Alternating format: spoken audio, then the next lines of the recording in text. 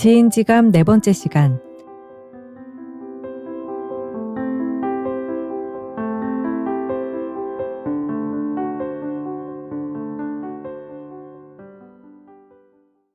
청취자 여러분 안녕하세요. 양현재의 권혜진입니다. 지인지감 세 번째 시간에서는 말과 일을 통해서 사람을 알아보는 법에 대해서 살펴보았는데요. 이번 시간에는 교원영색. 교원영색이 사람 보는 문제와 어떻게 관련이 있는지를 좀 자세히 알아보고자 합니다. 이한원 선생님 안녕하세요. 네, 안녕하세요. 네, 선생님 교원영색이 꼭 나쁜 게 아니잖아요. 그렇죠. 네. 교원영색은 사실은 좀 엄격하게 말하면 중립적인 의미라고 할 수가 있습니다. 네, 그러니까 어떠한 가치 판단이 섞여 있지 않은 거잖아요. 그렇죠. 네, 그러니까 교원과 영색인데 교원 듣기 좋게 잘하는 말, 듣기 네. 좋게 잘하는 말이 교원이고 영색은 이제 얼굴빛을 부드럽고 좋게 해서 상대방한테 좋은 인상을 주는 거라고 쉽게 이해할 수 있을 것 같은데. 예, 맞습니다.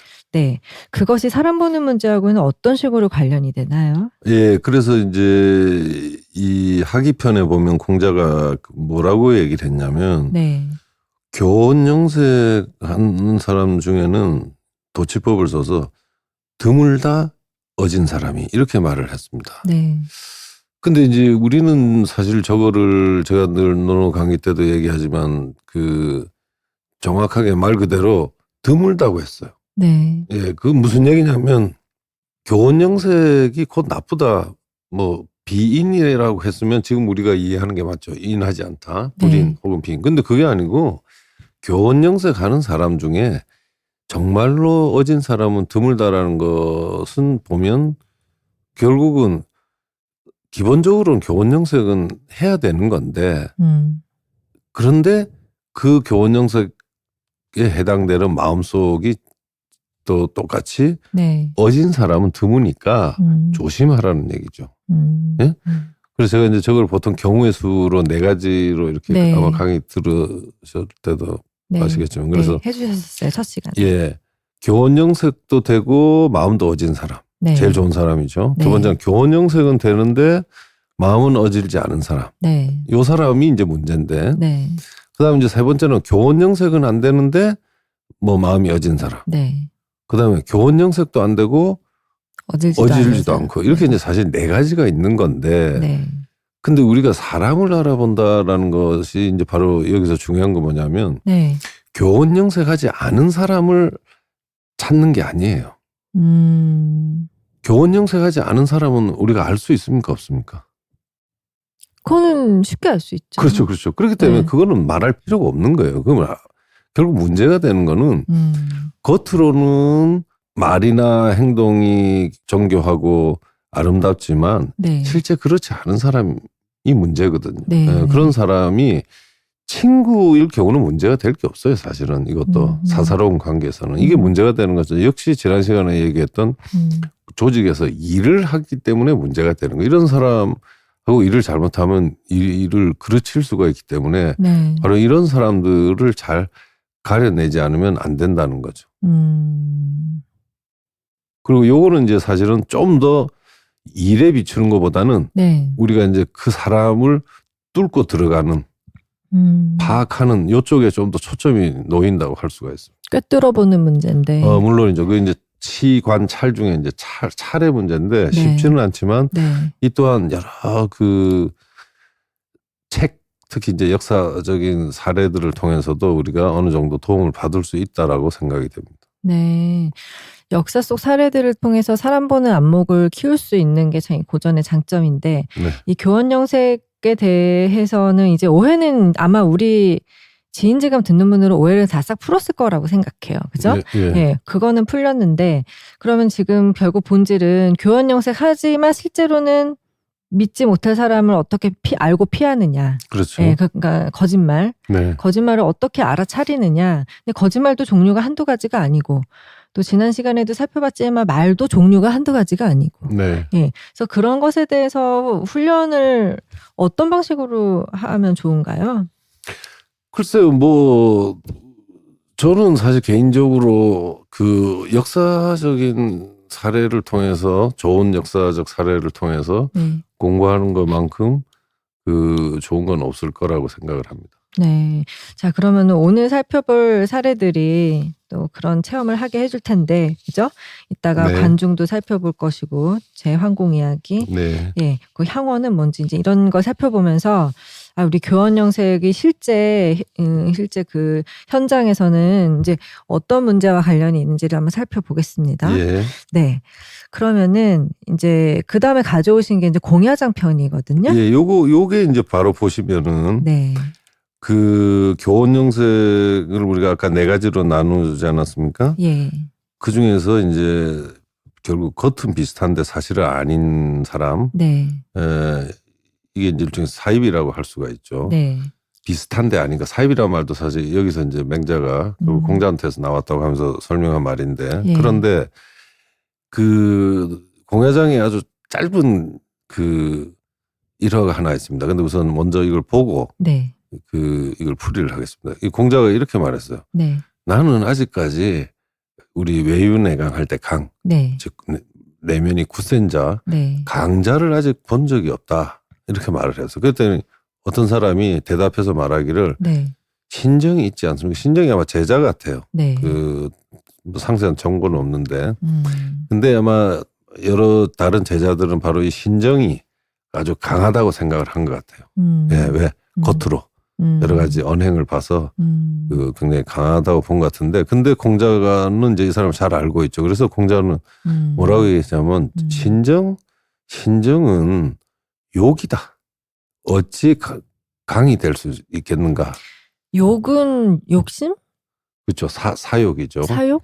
사욕에서 비롯된 건데 그거를 대부분 사람들은 잘못해가지고 그 사람이 굳셈에서 그러니까 여기서도 사실은 이제 사욕이기 때문에 저 굳세다라고 하는 것은 조금은 공적인 어떤 헌신, 일관성, 뭐 한결같음 이런 게 다 포함된다고 봐야 되겠죠. 네. 근데 원래는 신정은 이제 지욕심 때문에 하는 건데 대부분 그걸 꿰뚫어 보지 못하니까 제가 신정이 굉장히 굳세서 굳센 사람이라서 저렇게 한다고 했는데 여기서 이제 중요한 거는 뭐 신정이 뭐 욕이냐 강이냐 보다도 여기서 중요한 거는 바로 강하고 비슷하면서 아닌가. 그게 바로 네. 욕이라는 거죠. 이게 어려운데 강을 우리가 욕하고 되게 헷갈릴 수 있다는 거죠. 그러니까. 바로 그거죠. 강은 우리가 보통 이제 외유 내강 하듯이 네. 강의 반대는 유잖아요. 부드러운. 예, 그 유한 사람은 일단 뭐 말할 필요가 없고 네. 지금 문제가 되는 거는 우리가 강자를 굳센 사람을 판단할 때 제일 헷갈리기 쉬운 사람이 바로 욕심에 의해서 하고 있는 사람을 오판해가지고 그런 사람을 강으로 보기가 쉽다라는. 그러니까 자기 욕심에 의한 고집쟁이. 그렇죠. 그런 행태. 그런 거죠. 하고 이 굳센 거하고 헷갈리기 쉽다. 굉장히 헷갈리기 쉬운 거죠. 그래서 사실은 이거는 이제 한 가지에만 들었지만 네. 다른 경우에도 아마 굉장히 이와 비슷한 사이비들이 저는 많을 거라고 생각합니다. 네. 네. 네. 지난 시간에 우리가 지연할 때도 이제 네. 바로 맹자의 4가지 예를 들었고 또 예. 플러스 우리가 이제 더 네. 알아볼 수 있듯이 네. 여기서도 강을 예를 든 거지만 또 다른 좋은 덕목과 관련해서도 그 덕목과 사이비는 뭔지 이것도 같이 이렇게 생각을 해보면 논어를 좀 더 폭넓게 이해하고 또 네. 동시에 네. 지인지감하는 능력을 더 기를 수 있을 것 같습니다. 네. 그러니까 바로 이 대목이 우리가 좀 잘 모르고 넘어가는 부분이거든요. 그래서 네. 앞으로 우리 이제 여러 시간에 걸쳐서 그 공자가 강조하는 덕목과 헷갈릴 수 있는 게 뭔지를 하나하나 이제 자세히 살펴보겠죠. 네. 네. 그러면은 그 중에 하나의 구체적인 예로 논어의 그 향원이라는 걸 지목을 해서 얘기를 하거든요. 예. 예. 그래서 이제 향원이라고 하는 게 논어에서 상당히 뒷부분에 나오는데 네. 논어의 뒷부분에 나온다는 것은 사실은 내용이 상당히 심화되고 나서 알 수 있다라는 뜻입니다. 그러니까 그만큼 쉽지 않다는 거고요. 예. 근데 거기서 이제 공자가 뭐라 그러냐면 향원은 덕의 적이다. 뭐 원문은 그렇게 돼 있는데 덕의 적이라는 건 뭐냐면 다움이죠. 다움을 해롭게 하다. 예. 덕을 해치다 이런 뜻이에요. 예. 네, 그래서 이 해친다는 게 직접 그 덕이 있는 사람을 해친다는 것도 있지만 예. 그런 것도 있지만 이 향원이 뭐냐면 그 어떤 고향 마을에서 네. 그 좋은 평판을 받고 있어요. 겉으로는. 음. 예, 아까 그 마치 신정이 강자로 이렇게 그 불리는 것처럼 네. 사람들이 다 저 사람은 뭐 정말 최고지. 네. 그런데 그 사람은 겉만 그런 거예요. 근데 대부분 사람들은 그 사람의 속을 몰라요. 그게 이제 바로 향원인데 이런 사람이 있게 되면 결과적으로 네. 많은 다른 사람들도 그 사람을 본뜨려 하고 뭐 이러는데 사실은 그렇게 해가지고는 제대로 된 덕을 자기도 쌓을 수가 없어요. 그 보는 사람들도. 그럼 결과적으로 덕을 해치게 되는 거죠. 그러니까 향원 같은 사람이 동네 훈장을 하고 있으면은 그 사람한테 배우는 아이들이 다 그렇게 해악을 결국은 받게 되겠죠. 네, 그래서 덕을 해치는 자라고 이제 말을 했고 네. 오늘날로 치면 이제 전형적인 게 바로 포퓰리스트들. 네. 네, 포퓰리스트들 뻔한 소리 하고 네. 두 번째는 이제 위선자들. 네. 네, 뭐 온갖 위선이 지금 난리죠. 네. 이런 사람들이 바로 이 향원에 해당이 됩니다. 음. 또 물론 이제 이거는 이제 상당히 범위를 넓힌 거고 좁혀서 우리 주변에서 보더라도 네.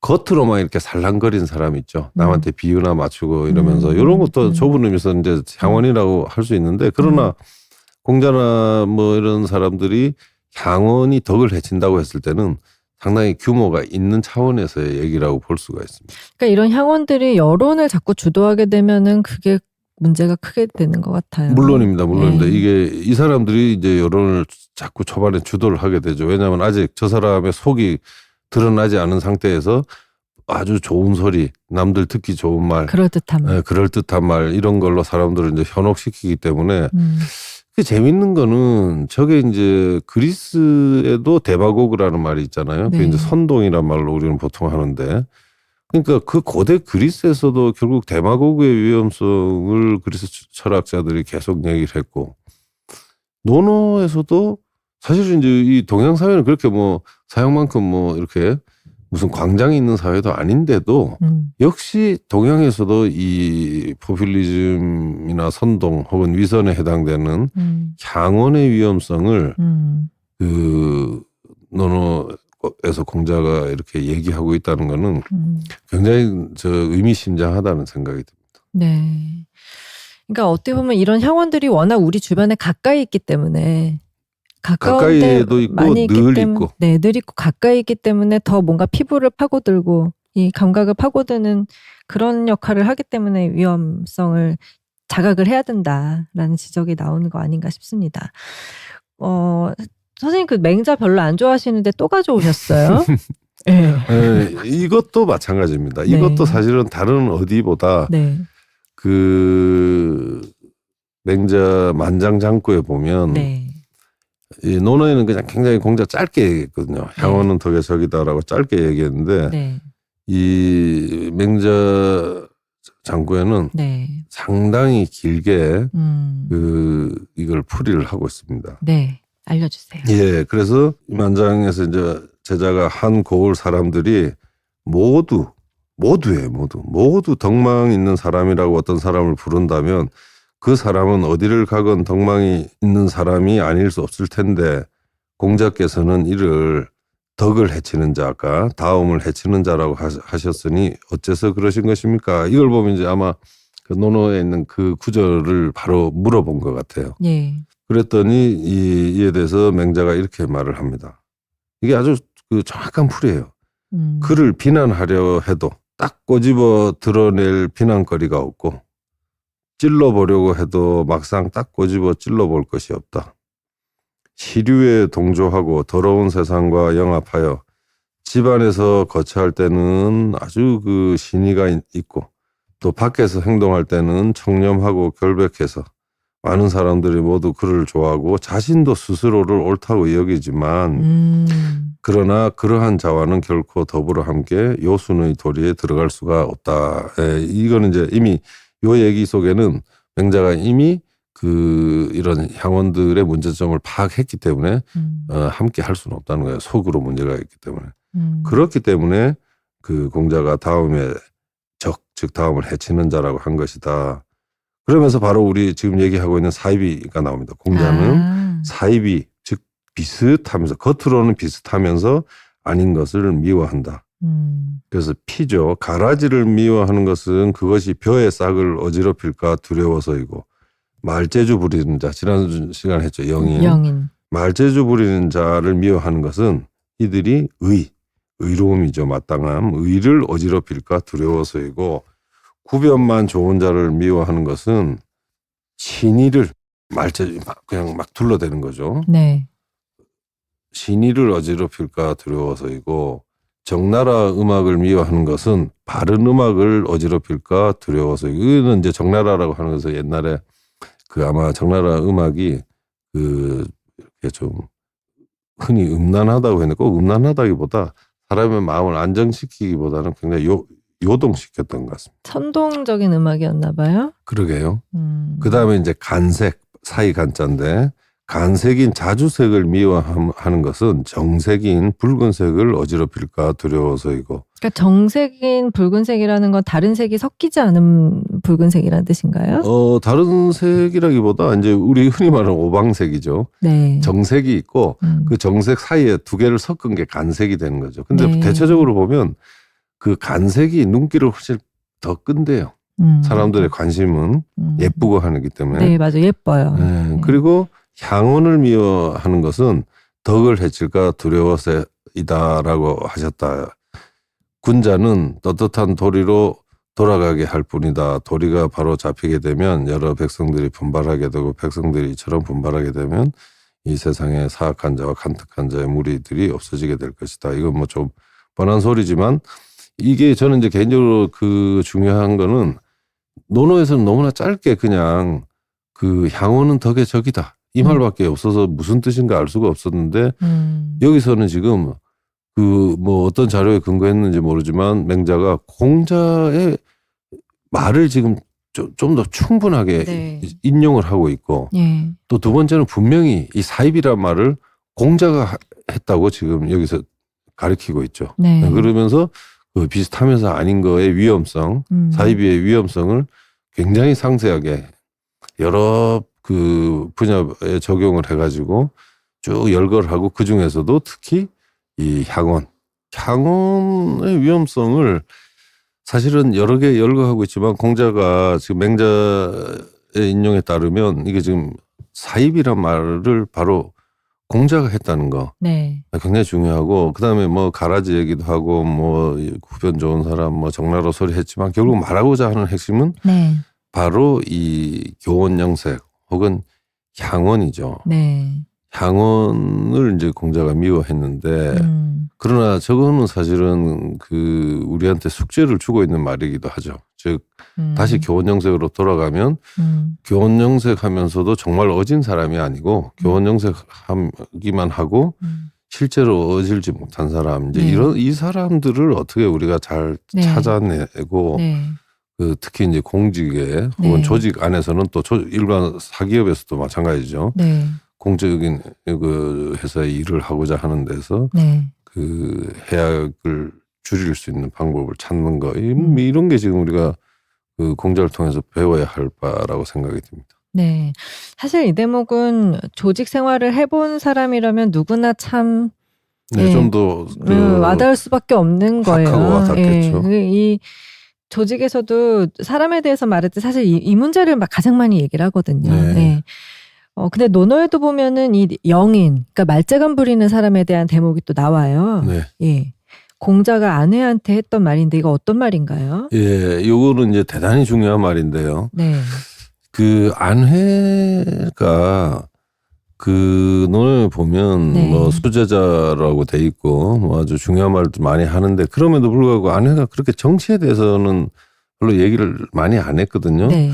근데 이제 아주 드물게 그 안회가 공자한테 위방, 즉 한 나라를 다스리는 것을 어떻게 해야 됩니까 이랬더니, 네. 공자가 역시 안회에 대한 답이어서 그런지 굉장히 거창하게 얘기를 해줬어요. 네. 그래서 첫째, 하나라의 역법을 시행해라. 네. 왜냐하면 하나라 역법이 그 하운주 중에서도 가장 정확했다고 합니다. 네. 예, 그래서 이제 그렇게 하고, 두 번째는 은나라의 수레를 타라. 이거는 이제 은나라가 그 약간 유목민 저것도 있었고 굉장히 그 실질을 숭상했기 때문에 수레로 상징되는 실용적인 도구들이 굉장히 튼튼했다는 거죠. 네. 그 다음에 이제 주나라의 면복을 입어라, 면류관을 써라. 이거는 이제 문물 제도는 주나라께 가장 이제 화려했기 때문에 네. 그렇게 화려하다기보다 이제 가장 어울렸다고 봐야 되겠죠. 네. 그 다음에 이제 음악은 소무를 써라. 소무는 이제 순임금의 음악을 얘기합니다. 예. 그러면서 정성, 즉 아까 나왔던 정나라 음악은 내쫓고, 네. 그 다음에 영인, 지난 시간에 했던 바로 그 영인이죠. 영인. 이 말재주 부리는 자는 멀리해라. 왜? 정나라 음악은 음란하고 네. 특히 이제 그 중에서도 이 위험성을 지적하는 게 정나라 음악은 음란해서 그렇고, 그다음에 영인은 태는 이제 위태하다는 건데 이때 위태하는 거는 영인이 뭐 위태하다는 게 아니라 바로 위태롭게 하다라는 동사죠. 그러니까 영인이 뭐를 그러면 위태롭게 하냐? 세상의 이치. 이걸 흔들어 놓기 때문에요. 네. 그게 이제 바로 향원은 덕의 적이 되는 거. 네. 덕을 해치는 것과 마찬가지로 영인은 도리를 위태롭게 하기 때문에 네.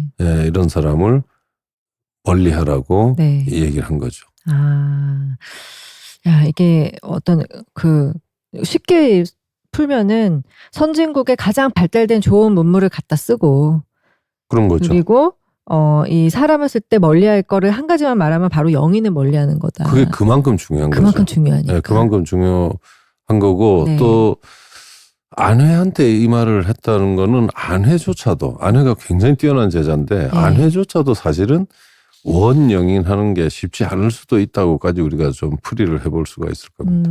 너무나 어질기 때문에. 뭐 그렇게도 볼 수 있지만 어진 사람도 굉장히 뛰어난 사람도 네. 이 영인을 가려서 멀리하는 일은 사실 그만큼 쉽지 않다는 거죠. 뛰어난 사람조차 실수할 수 있는 게 바로 영인의 문제군요. 예, 그렇죠. 예. 근데 그 영인을 알아보는 거는 참 쉬운 일은 아니에요. 아니니까 이렇게 강조를 했겠지만. 네. 네. 그럼 또 하나의 사례가 있는데요. 영인을 알아보는 문제. 좀 더 깊이 들어가면은 뭐 지금 가져오신 사례가 재환공이거든요. 네. 같은 사람이 언제는 사람을 잘 보고 언제는 사람을 잘 못 볼 수가 있는가. 그렇죠. 이번에는 이제 사람을 보는 쪽의 얘기를 지금 하셨는데, 네. 근데 저는 이제 이 케이스가 대단히 이제 중요하다고 보는 거는 네. 그 제환공보다도 제환공 때의 재상이었던 명재상으로 흔히 말하죠. 네. 그 관중과 이 황공의 대화가 저는 굉장히 의미심장해서 오늘 이제 요거를 조금 우리가 네. 짚어봐야 되는 거 아닌가 생각이 됩니다. 네, 알겠습니다. 예, 요거는 이제 사마천 사기에 보면 제태공 세가에 나오는 제나라 황공하고 관중의 대화인데 그때 시점이 뭐냐면 네. 그 제나라 황공 말년이고 관중도 이제 그 어느 정도 이렇게 재상으로서 오래 있었죠. 그리고 네. 병이 드니까 네. 황공이 이제 병문안을 가서 네. 물었습니다. 이건 굉장히 역사에 많이 나올 수밖에 없는 그 주제인데요. 네. 황공이 가서 물었어요. 여러 신하들 중에 누가 재상을 맡을 만한가. 이거는 사실은 지금도 아마 기업들에서 네, 맞습니다. 좋은 어떤 뭐 이사가 됐든 이사보다 더 높은 우리 요즘 말하는 뭐 부회장인 뭐 이런 분들이 재상과 비슷한 건데. 네. 그럼 이제 물러날 때 아마 혹시 누구를 추천하고 싶습니까? 이렇게 물어볼 수가 있겠죠. 네. 그렇게 그 순간입니다. 네. 여기서 황공이 이렇게 말하니까 관중이 처음에는 이제 겸양 차원에서 신하를 아는 것은 임금만한 사람이 없습니다. 임금이 제일 잘 알지 뭐 제가 어떻게 말하겠습니까? 하지만 이거는 사실은 그냥 인사치레로 사양을 한 거고 네. 그 다음에 보면 이제 답을 하는데 그 맨 처음에 이제 황공이 여가라는 사람을 예를 들어서 말합니다. 이제 여기 바로 그게 나오죠. 네. 여가는 어떤가? 네. 이랬을 때 그 관중이 굉장히 짧게 답합니다. 살자, 즉 자기 아들을 죽여서 임금의 비위를 맞췄으니 인정. 이게 이제 뭐 사람의 인정사항이라고 번역은 했지만 사실은 정확한 그 문맥을 보면 이게 바로 살이죠. 사람의 인정이라는 게 딴 게 살이죠. 살이상 이건 안 된다. 불가합니다라고 딱 했어요. 이 여가라는 인물이 자기 아들을 죽여서 임금의 비율을 맞춰. 이건 너무 섬뜩한데요. 섬뜩한데도 예. 그런데 저렇게 하니까 임금은 어떻게 생각하냐면 예. 야, 쟤는 자기 아들을 죽이면서까지도 충성을 다하는 놈이구나. 이렇게 오독을 해요. 근데 사실 이런 일들 많죠. 아. 예? 네. 그리고 그거를 근거로 관중은 그런데 불가 안 된다고 했습니다. 네. 그랬더니 두 번째는 다시 황공이 네. 개방이라는 사람을 얘기를 하면서 개방은 어떤가 이랬더니 이번에는 배친 즉 아버지를 배반하고 임금의 비율을 맞췄으니 이 또한 사람의 인정상 난근 이 말은 이제 애둘러서 한 건데 겸손하게 어려울 난자에 가까울 근자 가까이 할 근자 그래서 가까이 하기에는 어렵다. 즉 이거는 가까이 해서는 안 된다는 말을 네. 애둘러서 한 거죠. 가까이 해서는 안 됩니다. 그러니까 자기 아들을 죽인 경우도 안 되고 자기 아버지를 배반한 경우도 가까이에서는 절대 안 된다. 안 되죠. 네. 예. 그리고 사실은 이제 아들을 죽인 거, 아버지를 배신한 거, 이거는 사실은 지난번에 우리가 지인지감 할 때 네. 성기사. 예. 이게 바로 성기사죠. 이건 이미 다 아는 사실이에요. 드러난 사실이에요. 그 드러난 사실 중에서 자식을 죽이거나 아버지를 배신한 이런 사사로운 행위가 있는데 문제는 판단이죠. 그런데 임금한테는 이러니까 충성할 수 있다. 제왕공은 그렇게 생각한 거고 지금 저 관중은 반대로 얘기하고 있죠. 그렇게 하면서 적군, 이 적군이라고 그러는데 이게 이제 임금한테 자기 맞추는 거. 그러니까 안 된다라고. 근거가 바로 그거죠. 그 다음에 이제 황공이 또 수조라는 사람을 얘기하니까 수조는 이제 스스로 자궁이라서 스스로 거세를 하면서까지 임금의 비율을 맞췄습니다. 그랬더니 난친, 이 또한 난근하고 같은 뜻인데요. 그랬으니 이 또한 인정상 가까이 해서는 안 된다고 해서 이 세 명에 대해서 노를 했습니다. 이 세 가지 케이스 다 일반 사람으로서는 상상하기 힘든 아주 극단적인 그런데 케이스인데요. 이 세 케이스를 전부 다 제왕공은 네. 이렇게까지 하면서 나에게 충성했다라고 판단을 내립니다. 근데 사실 그 역사뿐만 아니라 현재도 아마 우리 기업이나 무슨 저 정부 조직 내에서도 이런 일들이 저는 분명히 윗사람들이 역으로 판단하는 경우들이 많을 거라는 생각이 듭니다. 네. 그러나 결과적으로 이제 역사가 전하는 거는 관정이 죽고 나서 결국 쓰지 말라 했는데도 황공은 이 세 사람을 썼고 이들은 결국은 자기 마음대로 황공이 죽고 나가지고 그 황공의 자식들 뭐 이런 사람들을 막 자기 마음대로 죽이고 왕으로 만들고 이러면서 결국 한 30년 동안 그 제나라가 혼란에 빠지게 되는 그런 단초를 이렇게 열어놓았죠. 그러니까 저게 자식을 죽이고 부모를 죽이고 자기 자신의 몸을 저렇게 해치면서까지 저러는 거는 사실 저런 사람은 못하는 게 없는 그렇죠. 인간형이잖아요. 그렇죠. 못할 짓이 없는 인간으로 봐야 되는데 그렇게 안 본 거죠. 그러니까 이게 부모 자식 관계는 어떻게 보면 한 몸이나 다름없는 건데 그거를 아무렇게나 하면 다른 거는 뭐 그런 의미에서 못하는 게 없는 인간이라는 걸 꿰뚫어 봐야 되나 그렇게 생각을 안 하는 게 문제라는 거죠. 네, 그렇죠. 그렇게 생각 안 하는 경우가 역사에 더 많았다 실제로. 그렇죠. 아니 우리가 뭐 좀 뭐 한 얘기지만 우리 뭐 전임 대통령 중에 어떤 분 같은 경우는 나는 형제들하고도 관계를 끊고서도 나라에 헌신하겠다 이렇게 말하니까 사람들이 다 감동했잖아요. 그쵸, 그거네. 그렇죠, 그거죠. 근데 그거 사실 말이 안 되는 소리죠. 그 말을 다 감동했죠. 그건 말이 안 되는 거였어. 근데 지금 다 그러잖아요. 지금 바로 이 논리하고 똑같아요. 제왕공하고 똑같은 거예요. 저렇게 하면 혹하고 넘어가는 거예요. 그러네요. 그렇죠. 무슨 다른 게 아니에요. 아니 그거에 우리는 막 되게 대단한 걸로 생각하고 어떻게 저렇게 공사규범을 철저하게 할 수 있어 이렇게 생각했죠. 우리는 지금도 그런 논리가 많이 지배하고 있습니다. 그렇다고 살을 가까이 하라는 게 아니거든요. 그 가까운 사람은 가까운 사람에 맞게 대하되 공적인 도를 지키라는 건데 우리는 마치 공적인 걸 다 배제하면 이 사람은 정말 사적인 걸 사적인 걸 다 죄송합니다. 사적인 걸 다 배제하면 마치 이 사람 정말 이제 공에 헌신하나 보다. 그 100% 공자 입장에서 제가 자신 있게 말씀드리면 거짓말이죠. 그게 가장 전형적으로 이 말을 속이는 말입니다. 속이는 말. 이 향원들이 즐겨 쓰는 말이죠. 그게 바로 향원이죠. 논어에 어떤 사람이 공자한테 우리 사람들은 부모가 죄를 지었을 때 그거를 다 이제 고발하는 그런 훌륭한 사람이 있다라고 자랑을 했는데 공자는 저는 그렇게 생각 안 한다. 우리는 부모가 어떤 죄를 지었을 때 그걸 자식이 숨겨주는 거 그거를 곧다고 본다라고 그랬거든요. 그것도 이게 이런 맥락에서 해석해야 되는 건가요? 바로 그겁니다. 지금 정확히 말씀하셨는데 그거는 이제 원래 고들 직자 직을 이제 설명하면서 나오는 말이긴 한데 지금 바로 이 얘기하고 연결이 되는데요. 그 섭공이라는 사람이 자랑을 했죠. 우리 고을에는 직이라는 사람이 있다. 직으로 유명한 사람이 있다. 그래서 걔는 자기 아버지가 양을 이렇게 도둑질하니까 관에 나와서 그 증인으로 그걸 입증했다. 이게 이제 우리 흔히 말하는 공이에요. 지금도 사실은 우리 현대사회에서 이제 그 문제를 좀 헷갈리고 있는데 그러니까 그 공자가 그렇습니까?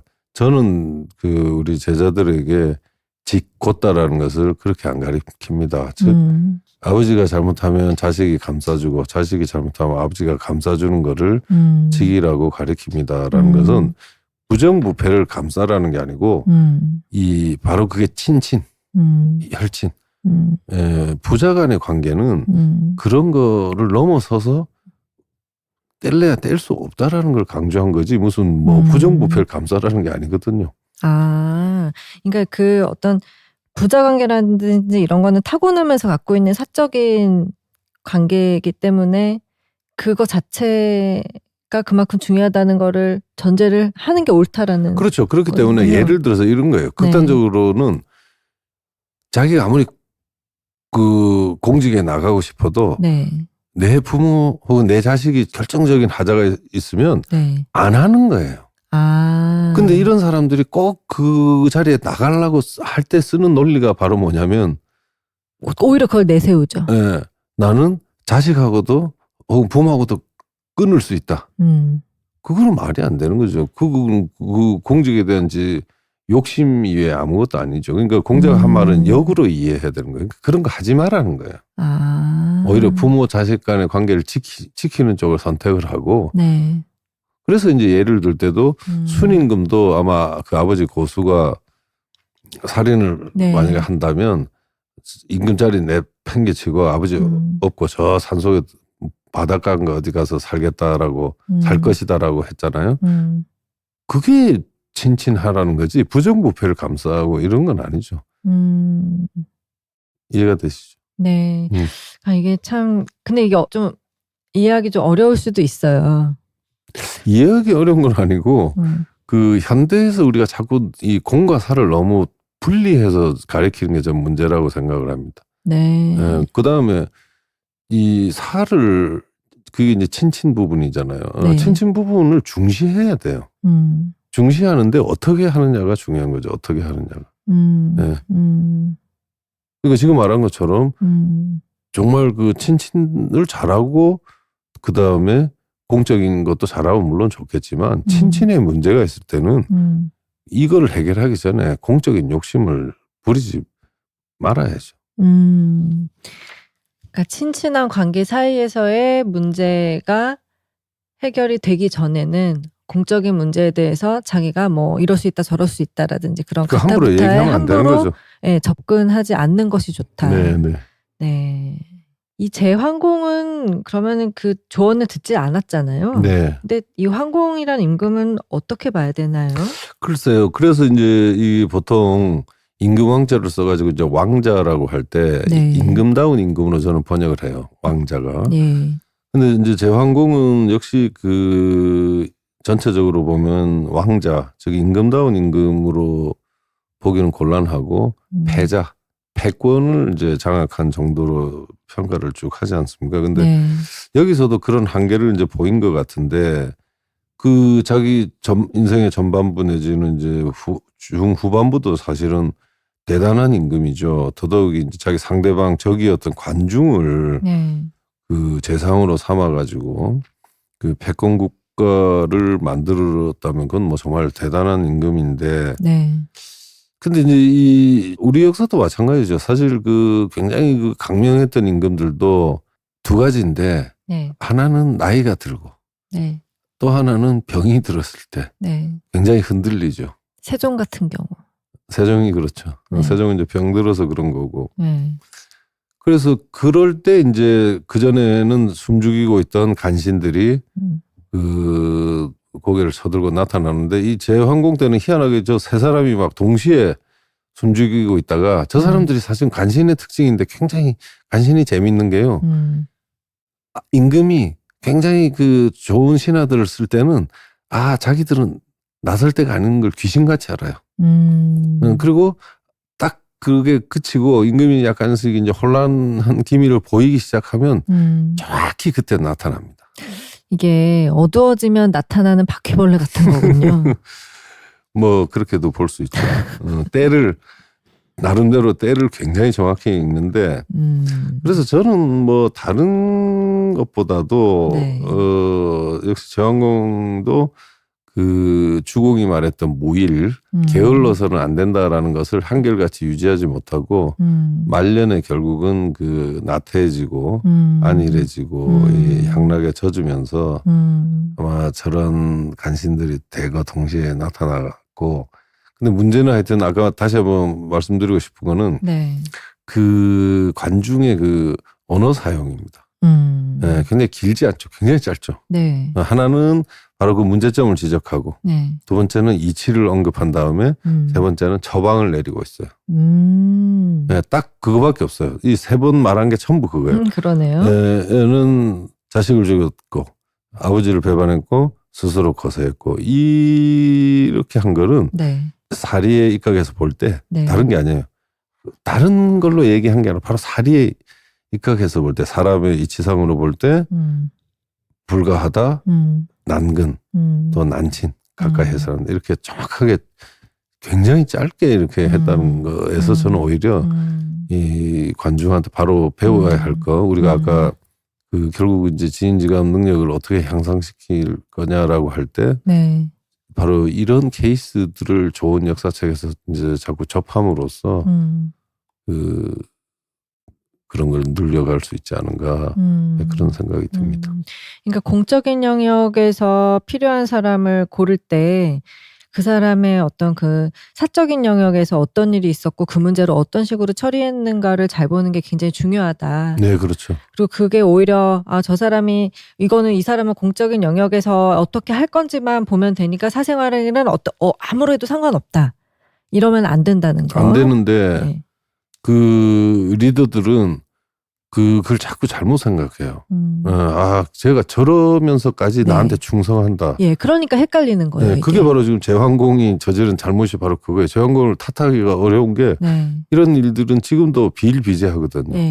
그리고 사람들이 여기에 혹해요. 예, 그럴 네? 것 같습니다. 네, 혹해요. 네.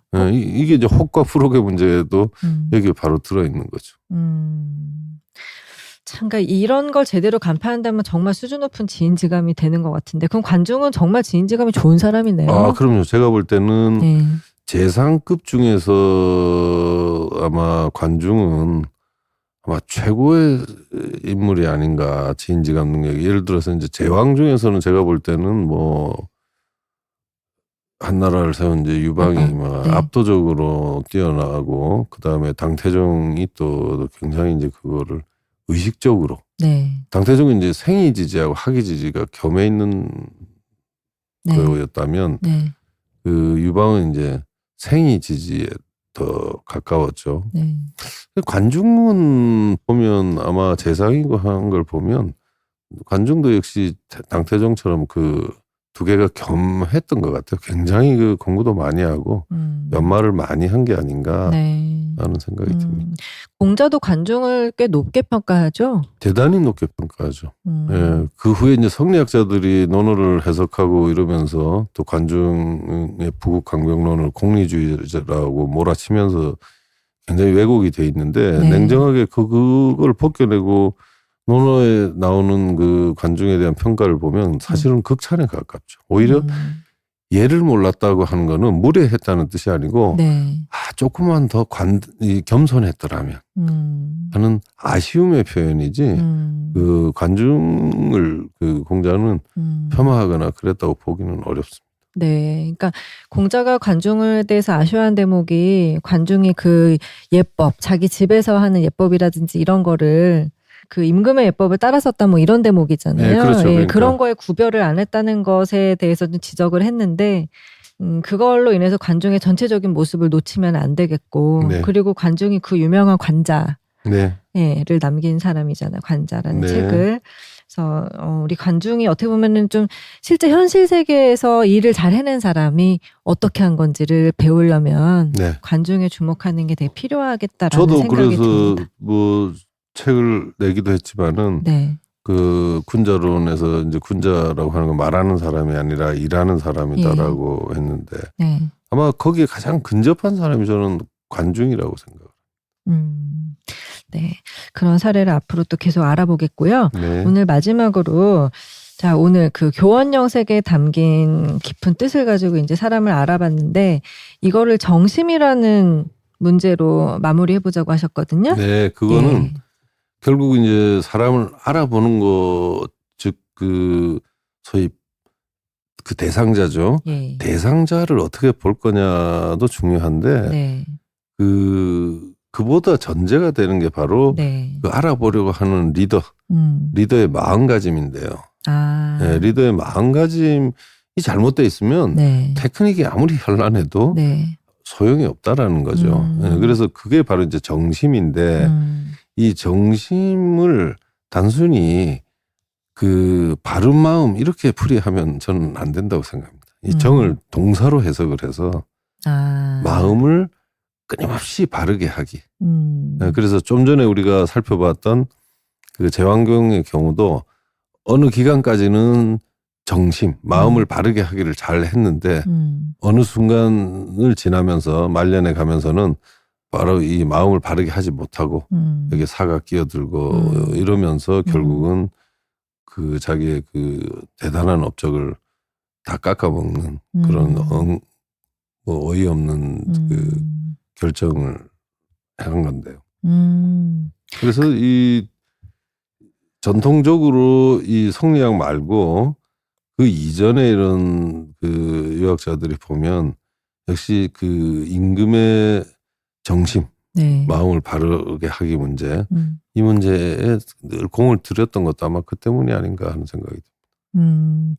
그 수기가 이 마음이라는 게 항상 일정한 상태가 아니라 이랬다 저랬다 할 수 있기 때문에 네. 그 마음을 제대로 붙잡는 게 본질이다. 그렇죠. 라는 차원에서 강조된 것이죠. 그렇죠. 그러니까. 네, 그리고 우리 수기라고 하지만은 네.